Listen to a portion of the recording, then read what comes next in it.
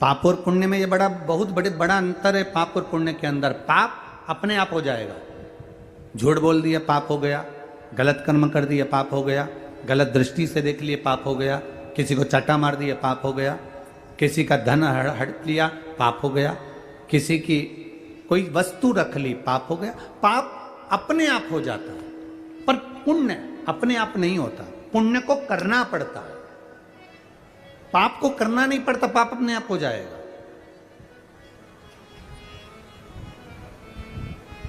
पाप इतना विचित्र होता है कि अपने आप ही प्रकट हो जाता है। आप मोबाइल देख रहे हो, मोबाइल देखते देखते देखते देखते किसी का एक मैसेज आ गया, मैसेज में उसने उसकी निंदा लिख दी, तुम्हारा पाप उपजने वाला है, इसलिए उसमें तुमने नीचे कमेंट्स में अपनी तरफ से भी एक बात लिख दी, पाप सामने प्रकट हो गया। मतलब तुम्हारे भीतर वो गलत विचार आ गया, गलत सोच आ गई, गलत दृष्टि आ गई।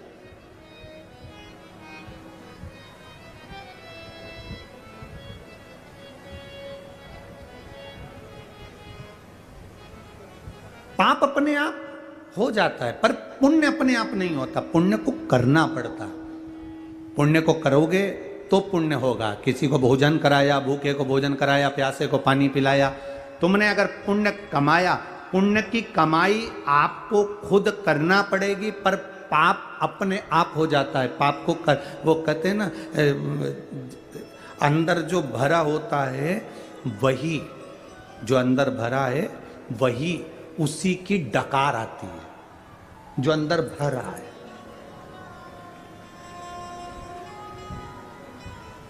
अब तुम एक प्रैक्टिकल करके देखना। अब इसको प्रैक्टिकल करने की भी जरूरत नहीं पड़ती, आप तो करे हुए हो प्रैक्टिकल। आप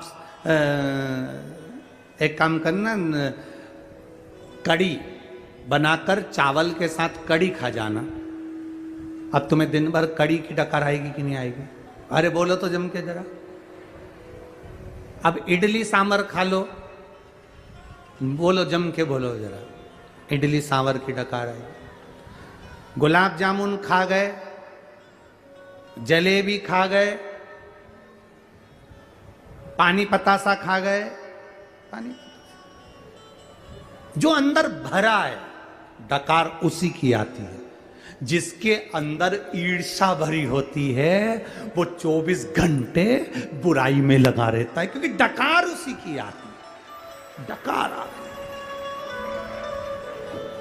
जिसके भीतर ईर्ष्या भरी है तो ईर्ष्या की डकार आएगी। नफरत भरी है, नफरत की डकार आएगी।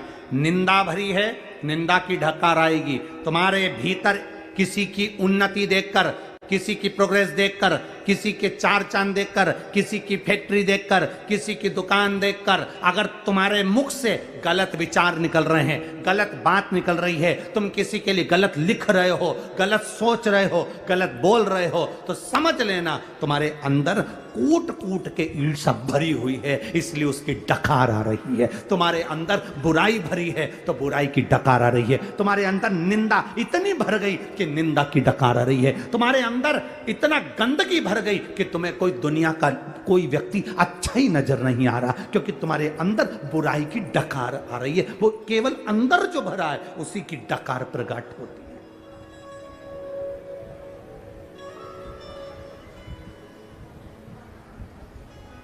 कभी कभी कोई अगर आपको गलत लिखे तो आप उसका जवाब मत देना, बस इतना समझ जाना कि डकार आ रही है।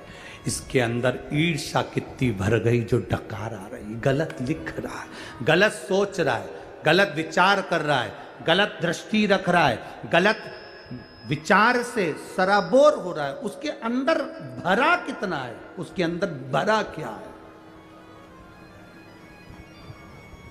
और जिसके अंदर भगवान की भक्ति भरी होती है उसके मुख से जब भी निकलेगा जय सीताराम, जय श्री कृष्णा, ओम नमः शिवाय, श्री शिवाय नमस्तुभ्यम।